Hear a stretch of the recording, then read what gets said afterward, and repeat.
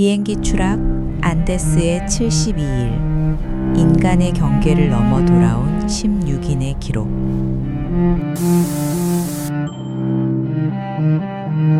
우루과이 럭비팀을 태운 비행기가 안데스 산맥에 추락. 영하 40도의 추위와 식량 고갈 속에서 72일간 사투를 벌였으며 최종적으로 45명 중 16명이 생존하여 돌아왔습니다. 안데스 산맥의 줄기는 지상의 지도가 감히 닿지 못하는 신의 영역처럼 솟아 있습니다. 해발 4,000m, 산소가 희박한 그곳에서 바람은 비명처럼 설산을 훑고 지나갑니다. 1972년 10월의 끝자락, 차가운 금속 파편들이 눈 속에 박혀 침묵하고 있었습니다. 그것은 우루과이 공군 소속 FH-227D 기체의 잔해였습니다. 백색의 지옥이라 불리는 이 고립된 공간에서 시간은 무의미하게 흘러갔습니다. 기온은 영하 40도 아래로 곤두박질치고 밤이 되면 어둠은 생존자들의 살을 애는 듯한 추위로 찾아왔습니다. 부서진 기체 안에서 서로의 체온에 의지한 채 숨을 죽이던 이들에게 남은 것은 절망조차 사치스러운 정적이었습니다. 멀리서 들려오는 만년설이 무너지는 소리만이 이곳이 죽어있는 공간이 아님을 증명하고 있었습니다. 1972년 10월 13일, 젊은 럭비 선수들과 그들의 가족을 태운 비행기가 산맥에 부딪혔을 때 많은 이들이 즉사하거나 치명적인 부상을 입었습니다. 하지만 살아남은 이들에게 닥친 현실은 죽음보다 가혹했습니다. 추락 현장 주변에는 생명체라고는 존재하지 않았습니다.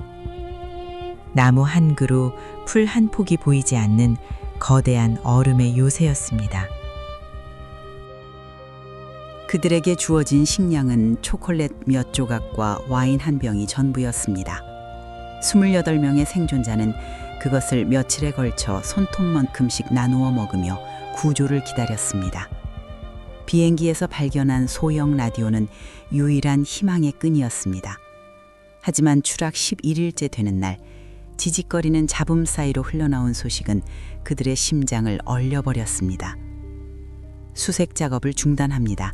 생존 가능성이 희박하여 내년 봄에 유해 발굴을 재개할 예정입니다. 라디오에서 흘러나오는 아나운서의 담담한 목소리는 사형 선고와 같았습니다.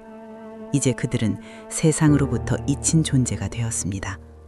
희망이 사라진 자리에는 오직 생존이라는 본능적인 갈망만이 남았습니다. 극심한 허기가 찾아왔고 동료들의 눈동자에는 형용할 수 없는 고통이 서렸습니다. 그들은 인간으로서 차마 상상조차 할 수 없었던, 그러나 살기 위해 반드시 통과해야만 하는 거대한 도덕적 절벽 앞에 서게 되었습니다. 의학도였던 로베르토 카네사가 먼저 입을 열었습니다. 우리는 이미 죽은 친구들의 몸을 먹어야 살 수 있습니다. 침묵이 흘렀습니다. 누군가는 거부했고 누군가는 신성모독이라며 분노했습니다. 하지만 며칠이 지나자 선택의 여지가 없다는 것을 모두가 깨달았습니다. 가장 먼저 조종사들의 시신에서 시작했습니다. 사고의 책임이 그들에게 있다고 생각하며 죄책감을 조금이라도 덜어내려는 시도였습니다.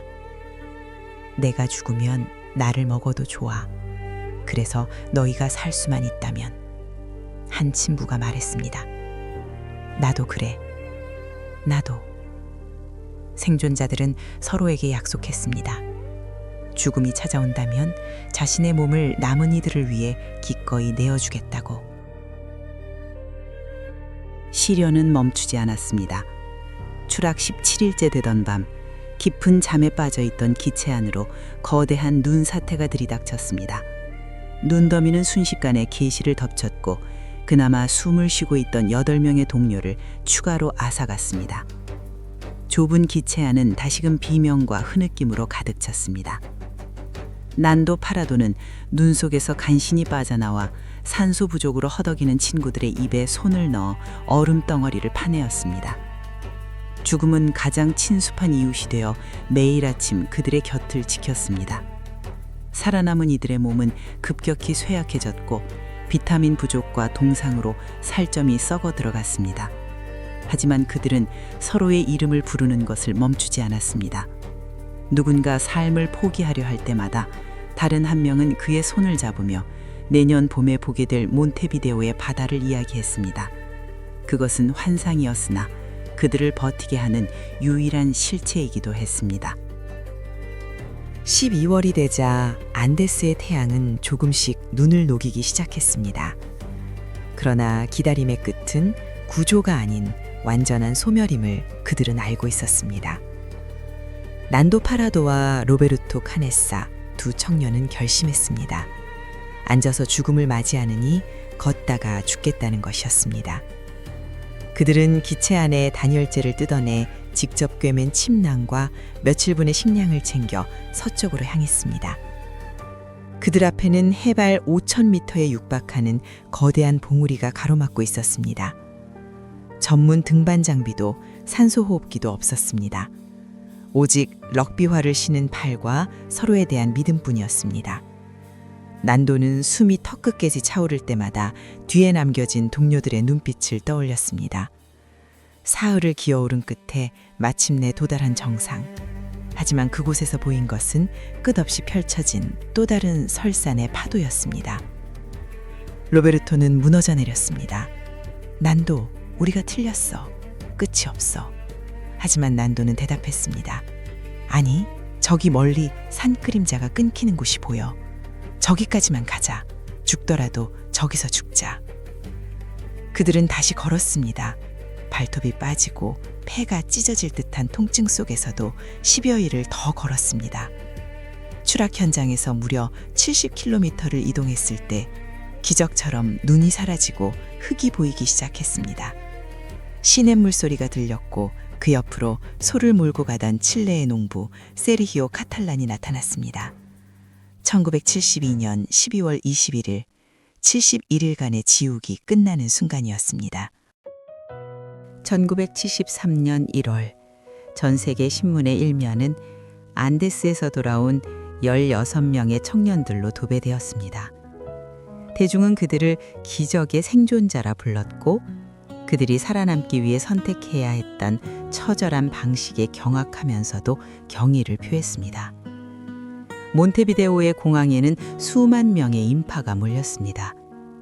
돌아오지 못한 이들의 가족조차 생환한 이들을 껴안으며 눈물을 흘렸습니다. 생존자들은 말했습니다. 그곳에서 자신들을 살린 것은 신비한 힘이 아니라 옆에 있던 동료의 온기였다고.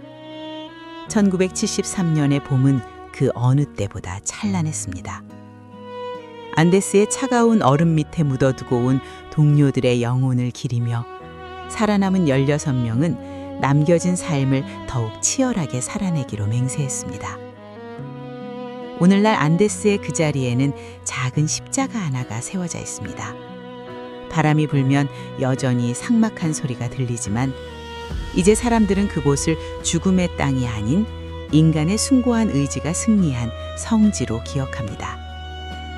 삶은 때로 감당하기 힘든 비극을 주지만 그 비극을 견뎌내는 힘 또한 인간의 내면에 이미 존재한다는 사실을 그들은 1973년의 그 겨울 우리에게 몸소 보여주었습니다.